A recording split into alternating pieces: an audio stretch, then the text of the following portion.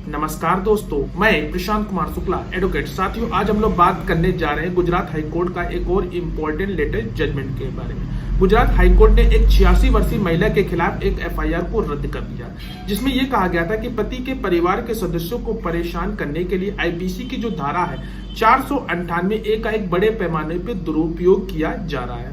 Gujarat high court ने यह देखते हुए कि पति के परिवार के जो सदस्यों को परेशान करने के लिए शिकायतकर्ता द्वारा जो आईपीसी की धारा है 498 का बड़े पैमाने पर दुरुपयोग किया जा रहा है, जिसमें एक वृद्ध महिला के खिलाफ एफआईआर को रद्द कर दिया है।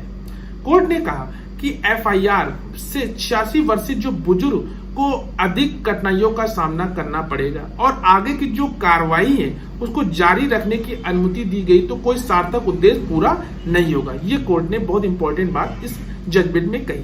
पीठ ने कहा कि अदालत को यह सुनिश्चित करना चाहिए कि जो आपराधिक अभियोजन का इस्तेमाल उत्पीड़न के साधन के रूप में या निजी प्रतिशोध लेने के लिए या किसी आरोपी पर दबाव डालने या हिसाब किताब बरकरार करने के लिए नहीं किया जाए।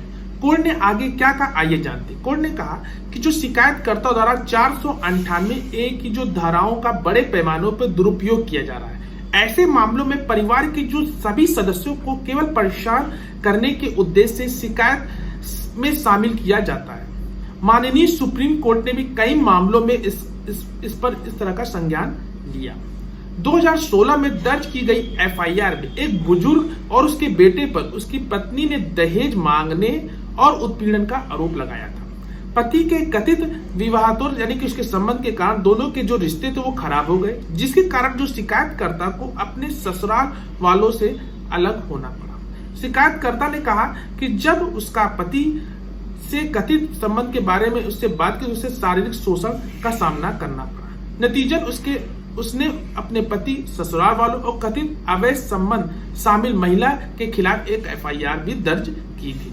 आवेदकों ने एफआईआर को रद्द करने के लिए 2017 में अदालत का दरवाजा खटखटाया। कार्रवाई के दौरान शिकायतकर्ता के जो ससुर की मृत्यु हो गई। आवेदकों का जो प्रतिनिधित्व कर रहे वकील के जो थे, उन्होंने ये तर्क दिया कि जो एफआईआर में वर्तमान जो आवेदक को सीधे तौर पर फंसाने वाले कोई ठोस आरोप नहीं थे। उन्होंने कहा कि जो अधिकांश जो आरोप है वो अन्य आरोपी जो व्यक्तियों पर लगाए गए थे।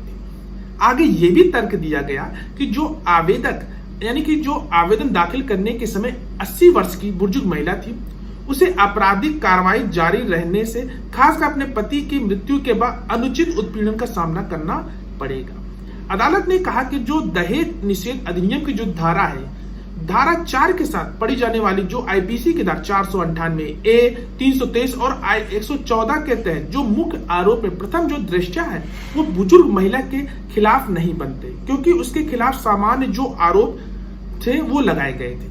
मुख्य जो आरोप अन्य आरोपी पे लगाए गए थे। इसमें पाया गया कि शिकायतकर्ता की जो सास होने के नाते आवेदक को गलत तरीके से फंसाया गया। 86 वर्षीय जो महिला की जो एफआईआर को रद्द करते हुए अदालत ने कहा अभियोजन पक्ष बाकी आरोपियों के खिलाफ जो मुकदमा वो आगे बढ़ा सकता है। तो ये एक इंपॉर्टेंट जज जो कि हाल ही में गुजरात हाईकोर्ट का आया है। जो केस का नाम है वो जयंती लाल वाडीलाल शाह और एक अन्य बनाम गुजरात राज्य और एक अन्य के मामले में यह था। आशा करते ये जजमेंट आपको समझ में आया हुआ।